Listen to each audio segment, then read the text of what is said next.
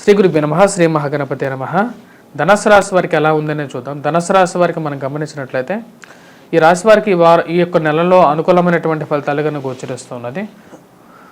ధనుసు రాశి వారికి ముఖ్యంగా మనం గమనించినట్లయితే పంచమంలో ఉన్నటువంటి గురువు వచ్చేటప్పటికి షష్టమంలోకి మారుతున్నాడు అన్నమాట. షష్టమంలోకి మారుతున్నటువంటి గురువు వచ్చేటప్పటికి తన యొక్క ఫలితాన్ని తగ్గించుకుంటున్నాడు. అంటే 3.4% ఎప్పుడైతే ఫలితాన్ని పాజిటివ్గా ఇచ్చేటువంటి గురువు ఇప్పుడు 1/4% ఇవ్వగలుగుతున్నాడు. అంటే చాలా తక్కువ అయిపోయింది.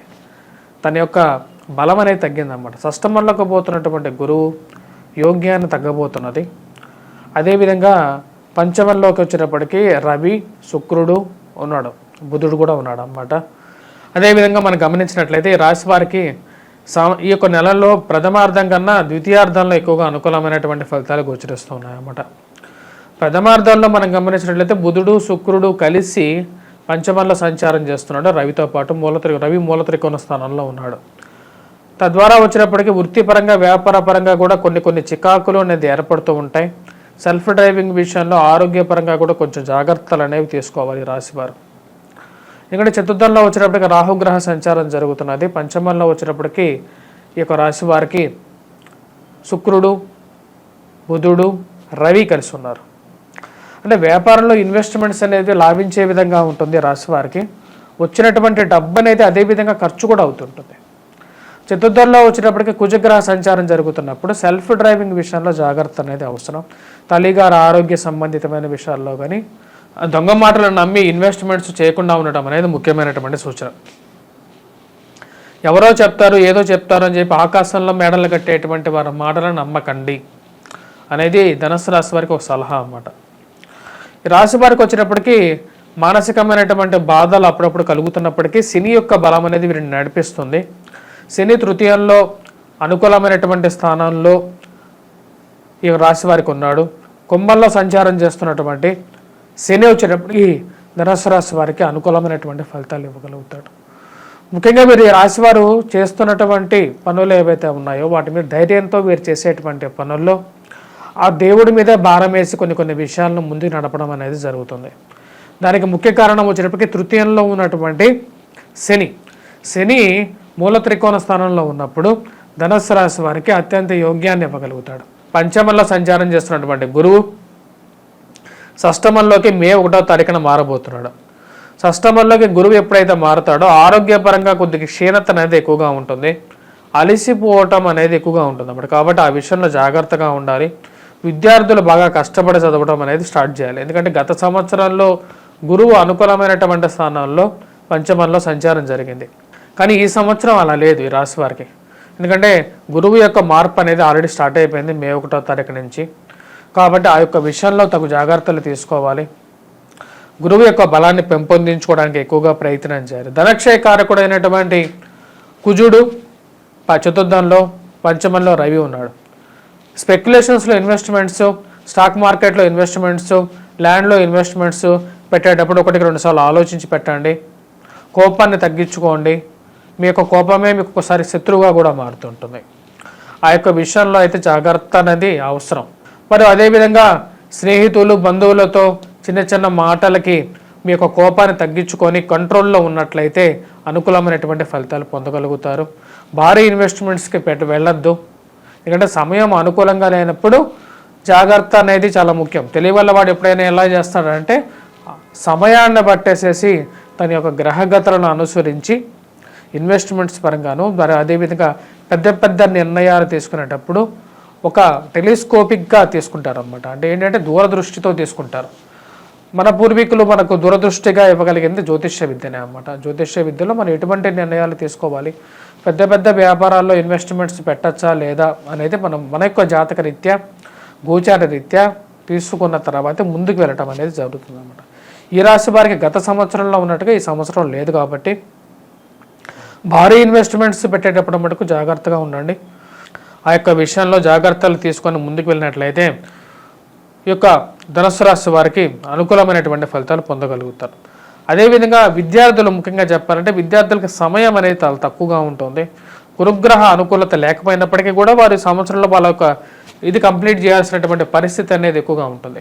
ఎవరైతే పోటీ పరీక్షల కోసం ప్రిపేర్ అవుతుంటున్నారో వారికి నార్త్ ఈస్ట్ హౌసింగ్లో ఉన్నట్లయితే వారికి చాలా అనుకూలంగా ఉంటుంది. అదేవిధంగా వారు చదువుకునేటప్పుడు ముఖ్యంగా వచ్చినప్పటికీ ఈశాన్య దిక్కుని ముఖ్యంగా కూర్చొని చదువుకోవటం, తూర్పును ఫేస్ చేస్తూ చదువుకున్నట్లయితే వారికి ఆ విద్య అనేది రావటం అనేది జరుగుతుంది. అదే ఉదయం పూట ఎర్లీ అవర్స్లో చదువుకున్నట్లయితే ఆ యొక్క గ్రహణ శక్తి అనేది కూడా వీరికి ఆలోచన బాగా పెరగటం అనేది, మరియు అదేవిధంగా రిమెంబరెన్స్ పవర్ అనేది కూడా ఎక్కువగా ఉంటుంది అన్నమాట. ఎర్లీ అవర్స్లో చదువుకున్నప్పుడు ప్రశాంతంగా ఉండేటువంటి సమయం కూడా అదే కాబట్టి ఎర్లీ అవర్స్లో చదువుకున్నట్లయితే దానికి విజయాన్ని సాధించడంలో ఎక్కువగా ఉంటుంది. అదేవిధంగా ఈ రాశి వారికి వచ్చేటప్పటికీ మిగతా విషయాలు మనం గమనించినట్లయితే ప్రథమార్థంలో కన్నా ద్వితీయార్థంలో ఈ రాశి వారికి ఎక్కువగా అనుకూలంగా ఉంటుంది. మే నెలలో ఉద్యోగపరంగా వ్యాపార పరంగా కూడా ప్రథమార్థంలో కొంచెం మిశ్రమంగా ఉన్నప్పటికీ ఈ యొక్క రాశి వారికి ద్వితీయార్థంలో అనుకూలంగా ఉంటుంది. షష్టమంలోకి వస్తున్నటువంటి రవి యొక్క సంచారం అనేది ఎక్కువగా అనుకూలమైనటువంటి ఫలితాలు ఇస్తుంది. అది వృత్తిపరంగా వ్యాపార పరంగా కూడా అనుకూలంగా ఉంటుంది. చేపట్టబోయే ప్రతి పనిలో విజయాన్ని సాధించడం అనేది జరుగుతుంది. కొత్త బిజినెస్ ఆరంభించాలి అనే మీ యొక్క ఆలోచనకి ఒక ముందడుగు పడటం అనేది జరుగుతుంది. 15వ తారీఖు నుంచి రవిగ్రహ సంచారం అనేది స్టార్ట్ అవబోతుంది. రవి ఎక్కడికి రాబోతున్నాడు అంటే వృషభ రాశిలోకి రాబోతున్నాడు అన్నమాట. వృషభ రాశిలోకి వచ్చినటువంటి రవి షష్టమంలోకి ఉన్నటువంటి ఈ యొక్క ధనుసు రాశి వారికి షష్టమ స్థానం కాబట్టి ఆ యొక్క స్థానంలో రవి అనుకూలమైనటువంటి ఫలితాలు ఇవ్వగలుగుతాడు. ప్రయాణ సంబంధితమైన విషయాలతో అనుకూలమైనటువంటి ఫలితాలు పొందగలుగుతారు. ఉన్నత స్థాయిలో ఉన్నటువంటి స్త్రీలతో పురుషులతో మంచి స్థాయిలో ఉన్నటువంటి స్త్రీలతో పురుషుల ద్వారా ఒక మంచి అనుకూలమైనటువంటి ఒక సహాయం పొందడం అనేది జరుగుతుంది. అది మీ మానసిక సంతృప్తికి గల కారకంగా తయారవుతుంది. అదేవిధంగా ఈ రాశిలో ఉన్నటువంటి వారికి ముఖ్యంగా విద్యార్థులకి పోటీ పరీక్షల కోసం ప్రిపేర్ అవుతున్నటువంటి వారికి కూడా 15వ తారీఖు నుంచి ఎగ్జామ్స్ రాసినట్లయితే అనుకూలమైనటువంటి ఫలితాలు రావడానికి అవకాశం అనేది గోచరిస్తూ ఉన్నది. మానసిక ప్రశాంతత అనేది మొదటి 15 రోజులు అనుకూలంగా లేకపోయినప్పటికీ కూడా మీ మీద మీకు నమ్మకం అనేది తర్వాత 15 రోజుల తర్వాత పొందడం అనేది జరుగుతుంది. వృత్తిరీత్యా వ్యాపార రీత్యా కూడా ముందుకు వెళ్ళగలుగుతారు. కొంచెం మానసిక స్థిరత్వాన్ని సాధించడం అనేది జరుగుతుంది. ఈ రాశి వారికి మనం ముఖ్యంగా గమనించినట్లయితే ఎటువంటి గ్రహస్థితిలో వివాహ ప్రయత్న సంబంధితమైన విషయాల గురించి ఎక్కువగా ప్రయత్నం చేస్తే కానీ ఒక మంచి సంబంధం దొరకదా, ఎప్పుడు దొరుకుతుంది అనే విషయం గురించి కొంచెం ఆలోచనలు పడడం అనేది జరుగుతుంది. ఎందుకంటే గురువు యొక్క అనుకూలత అనేది కొంచెం తక్కువగా ఉంది కాబట్టి కొంచెం ఎక్కువగా ప్రయత్నం చేస్తే కానీ ఒక మంచి సంబంధం కుదరటం అనేది జరుగుతుంది.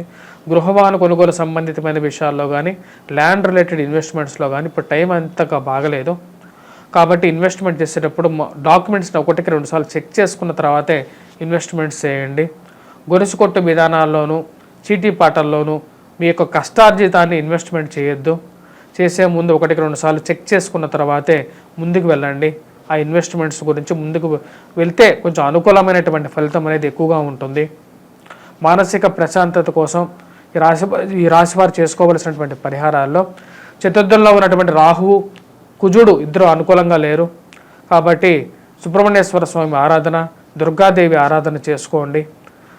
ముఖ్యంగా విద్యార్థులు, పుస్తక రంగ వ్యాపారాల్లో ఉన్నటువంటి వారు, అదేవిధంగా టీచింగ్ ప్రొఫెషన్లో ఉన్నటువంటి వారు గురుగ్రహ మంత్రజపం చేయండి. ఈశాన్యం వైపు ఉన్నటువంటి ఇంట్లో ఈ సంవత్సరం ఉండండి. ఎందుకంటే గురుగ్రహ అనుకూలత లేదు ఈ రాశి వారికి కాబట్టి ఆ యొక్క అనుకూలతను మినిమైజ్ చేసుకోవటం కోసం, గురుగ్రహ మంత్రజపాన్ని చేసుకోవటం కోసం, గురువు యొక్క సానుకూలత పెంచుకోవటం కోసం నార్త్ ఈస్ట్ ఫేసింగ్ హౌస్లో ఉండండి. ఈశాన్యం బాగా ఎక్కువగా ఉండే విధంగా ఉండేట్టుగా చూసుకోండి. అన్నీ ఎందుకంటే ఇప్పుడు జాతకరీత్యా గోచరరీత్యా ఎప్పుడైతే ప్లానెటరీ మూమెంట్స్ సరిగా లేదో వాటిని ఏవైతే బ్యాడ్ ప్లానెట్స్ ఉన్నాయో వాటిని ఎగ్జాంప్లిఫై చేసుకోవాలి. అది చేసుకున్నట్లయితే బాగుంటుంది. స్వస్తి.